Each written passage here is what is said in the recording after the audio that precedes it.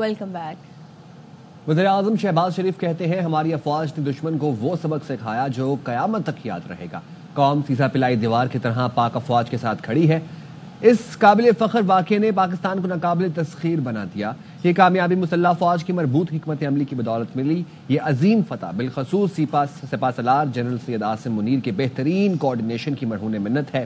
ہم امن پسند ہیں، تصفیہ طلب مسائل کا پرامن حل چاہتے ہیں، لیکن دشمن نے پھر جنگ مسلط کی تو ہم تیار ہیں۔ پاکستان کا بھرپور ساتھ دینے پر برادر دوست ملکوں کا شکریہ۔ قوم سیسا پلائی ہوئی دیوار کی طرح افواج پاکستان کے شانہ بشانہ کھڑی تھی اور کھڑی ہے۔ اللہ تعالیٰ نے پاکستان کو وہ عزت بخشی جو تاریخ میں ہمیشہ سنہرے حروف سے یاد رکھی جائے گی۔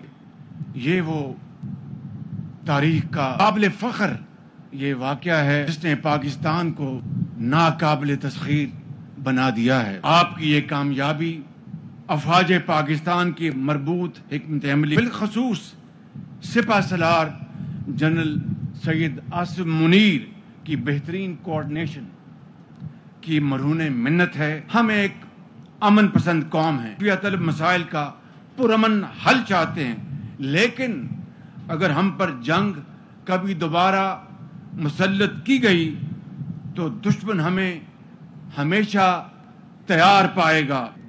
اپنے ان تمام برادر ممالک اور دوست ممالک کا شکریہ ادا کرنا چاہتا ہوں جنہوں نے مشکل وقت میں نہ صرف ہمارا بھرپور ساتھ دیا، حوصلہ بڑھایا اور پاکستان کے موقف کی بھرپور تائید کی۔ میں سمجھتا ہوں کہ Trump is a main of peace. اس خطے میں امن کی خاطر انہوں نے کی ٹیم نے جنگ بندی میں ایک کلیدی کردار ادا کیا۔ حکومت پاکستان اور آرم فورسز کا ایک بالکل شیر و شکر ہونا، مکمل مشاورت اور ہم آہنگی اور ایک صفحے پر ہونا اللہ تعالیٰ پاکستان کو آج اس مقام پر لے آیا ہے۔ اقوام عالم میں سبز ہلالی جھنڈے کی قدر ہونا شروع ہو چکی ہے۔ جو لوگ پاکستانی سبز پاسپورٹ لے کے جا رہے ہیں ان کو ایک نئی دنیا نظر آتی ہے، وہاں پر عزت سے ان کو پکارا جاتا ہے، ویلکم کیا جاتا ہے۔ خاص طور پر برادر ممالک میں اور دوست ممالک میں ہم سب کے لیے ایک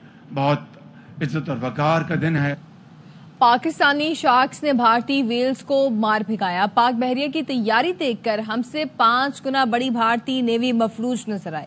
وزیر اعظم شہباز شریف کا ڈاک یارڈ کراچی میں نیوی کے افسروں اور جوانوں سے خطاب، بولے پاک بحریہ کی تاریخ دہرانے کے لیے تیار تھی۔ جنگ کے دوران کراچی اور بن قاسم پورٹ پر بحری ٹریفک رواں دواں رہا۔ رافیل کا حال دیکھ کر وکرانت میدان جنگ سے بھاگ گیا۔ نیول چیف سمیت پوری پاک بحریہ کو سلام پیش کرتا ہوں۔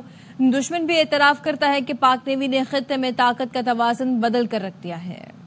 وزیر اعظم شہباز شریف نے وفاقی کابینہ کا اجلاس آج دوپہر 3 بجے طلب کر لیا۔ اجلاس وزیر اعظم ہاؤس میں ہوگا جس میں مارکہ حق میں پاکستان کی فتح پر مسلح افواج کو خراج تحسین پیش کیا جائے گا۔ اجلاس میں مارکہ حق کے شہداء کے لیے فاتحہ خوانی کے علاوہ ملک کی مجموعی معاشی، سیاسی اور سیکیورٹی صورتحال کا جائزہ بھی لیا جائے گا۔ اور اب آپ کو بتائیں کہ پاکستان نے عرب ملکوں کو بھارتی جارحیت اور پاکستانی جواب سے آگاہ کر دیا۔ اقوام متحدہ میں مستقل مندوب عاصم افتخار کی عرب گروپ کو تفصیلی بریفنگ۔ بھارت نے عالمی قوانین کے خلاف ورزی کرتے ہوئے جارحیت کی۔ مستقل مندوب عاصم افتخار کی جانب سے کہا گیا ہے کہ جارحیت پر پاکستان نے UN چارٹر کے تحت دفاع کے حق کا برابر استعمال کیا۔ سن تاز معاہدے کی یک طرفہ معطلی UN چارٹر کی سنگین خلاف ورزی ہے۔ مسئلہ کشمیر کے حل کے بغیر پائیدار امن قائم نہیں ہو سکتا۔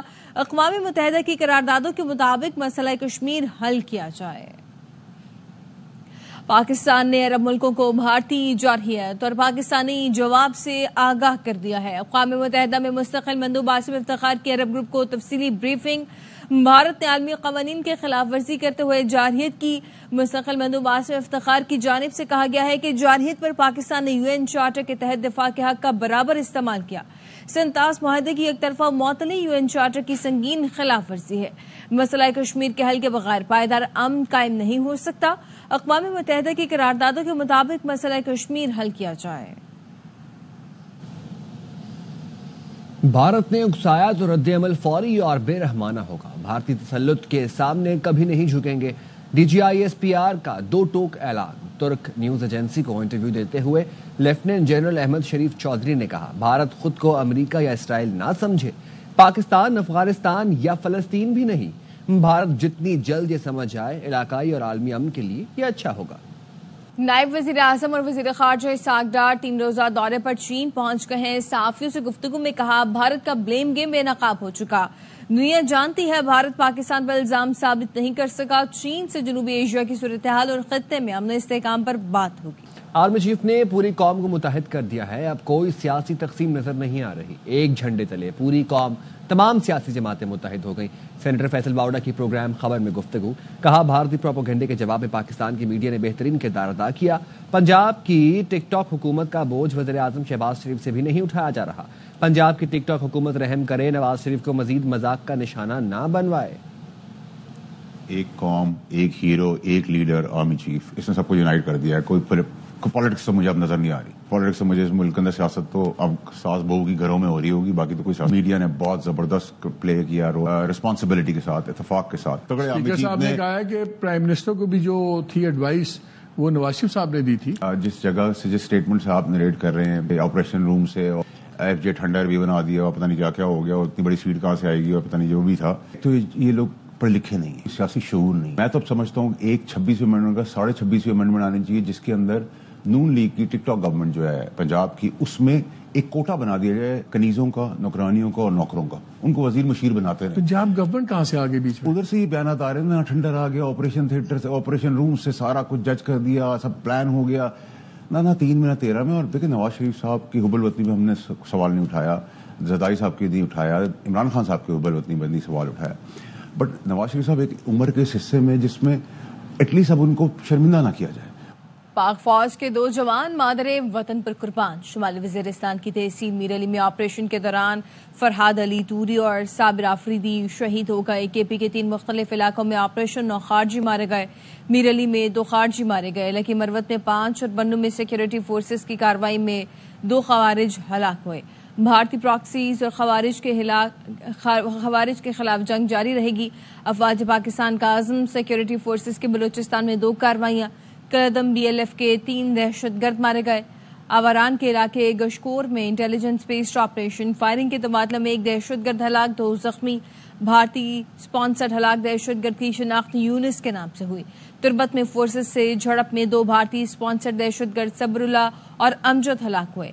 ISPR का कहना है कि हलाक दहशतगर्द कानून नाफिज करने वाले इदारों, शहरियों पर हमलों में मुलव्वस थे।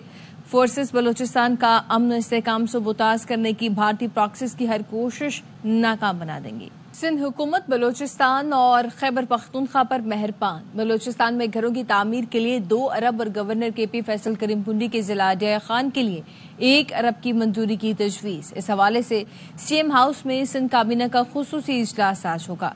सिंध काबीना को बलूचिस्तान में घरों की तामीर के लिए 2 अरब रुपए और गवर्नर KP फैसल करीम कुंडी के जिला अडया खान के लिए 1 अरब की मंजूरी की तजवीज दी गई है।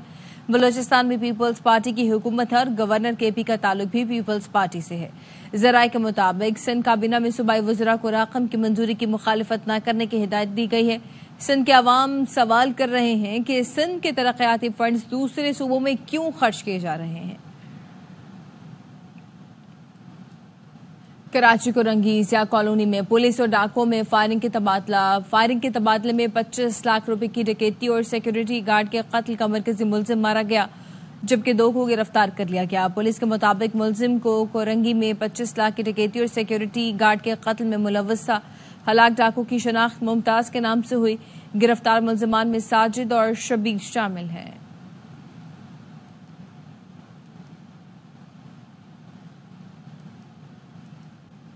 कराची के इलाके नाजिमाबाद में गवर्नमेंट पायलट स्कूल के बाहर फायरिंग से बाप जाँ बहक और 9 साला बेटा जख्मी हो गया। वाक़या लेन देन के तनाज़े पर खानदानी रंजिश का शाखसाना निकला। पुलिस के मुताबिक राशिद मजीद को उसकी साबिक बीवी के भाइयों ने कत्ल किया था। कत्ल में मुलव्वस 2 मुलजमान को गिरफ्तार करके असलहा बरामद कर लिया गया है।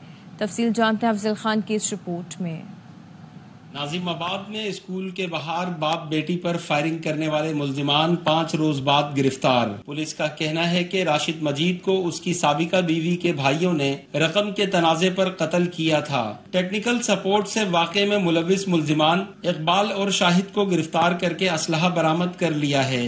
بیسیکلی فیملی ایشو ہے اندر کا، جو مرنے والے کا جو بہنوئی ہوئی تھا شاہد، ایکچولی اس کی ڈائیورس ہو گئی تھی، کچھ پیسوں کا لین دین تھا ان کا آپس میں، اور جو بچے تھے ڈائیورس کے بعد شاہد کے گھر پہ ہی رہ رہے تھے، تو وہ لڑائی جھگڑے بھی چل رہے تھے ان کے آپس میں، تو اس وجہ سے اس نے اپنے بھائی کو پن کیا، بھائی کو تیار کیا شاہد نے اقبال کو کہ بھائی تم یہ کام کر دو، میں تمہارا خرچہ اٹھاؤں گا، وہ غریب سا آدمی ہے، اس نے اس کے کہنے پہ یہ کام کر دیا۔ آلہ قتل بھی برآمد ہے اس کے اندر، پسٹل، اور دونوں ملزم گرفتار ہیں اس کے۔ پولیس اسٹیشن میں قاتلوں کو سامنے دیکھ کر مقتول راشد کی بہن طیش میں آ گئی۔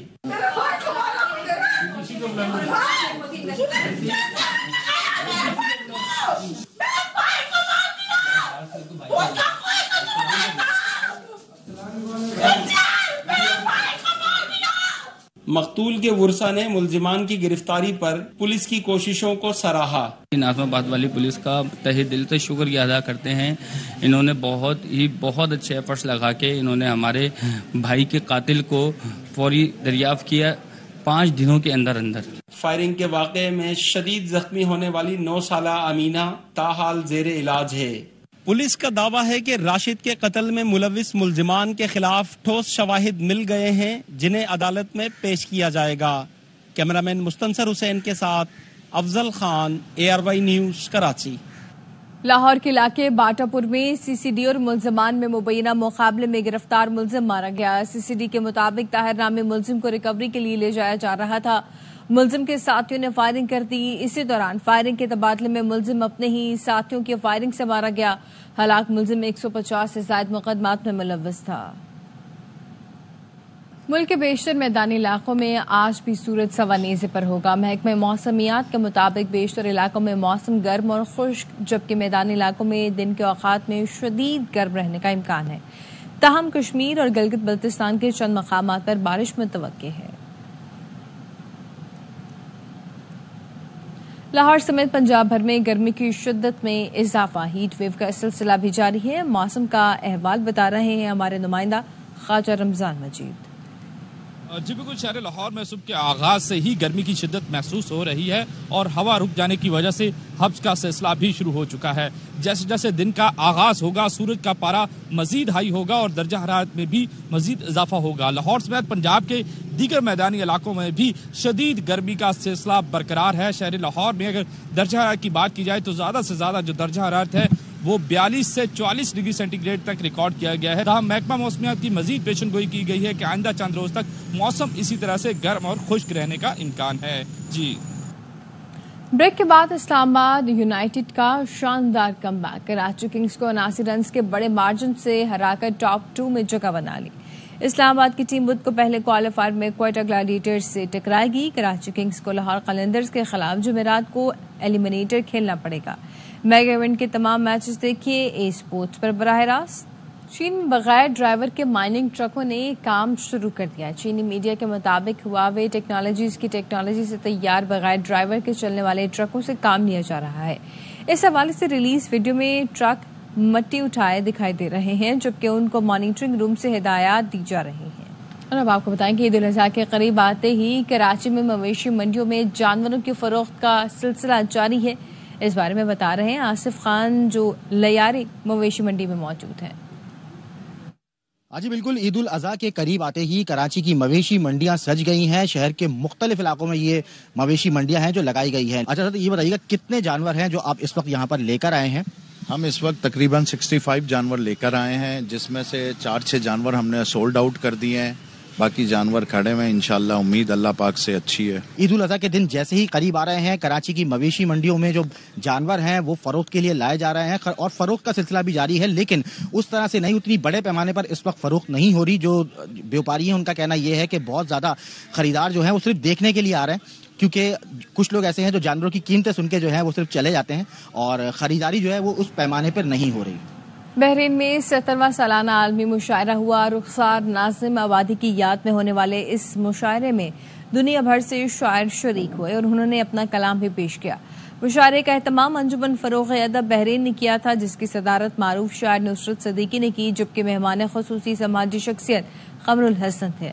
अब्बास ताबिश, फाजिल जमीली, उमैर नजमी और नीलोफर अफजल ने अपने कलाम से मुशायरे को 4 चांद लगा दिए। बहरीन में मुक़ीम उर्दू के चाहने वालों ने इशार पर खूब दाद भी दी। किसी और को पता न लगे, मैं तेरे साथ फिरूं और मुझे हवा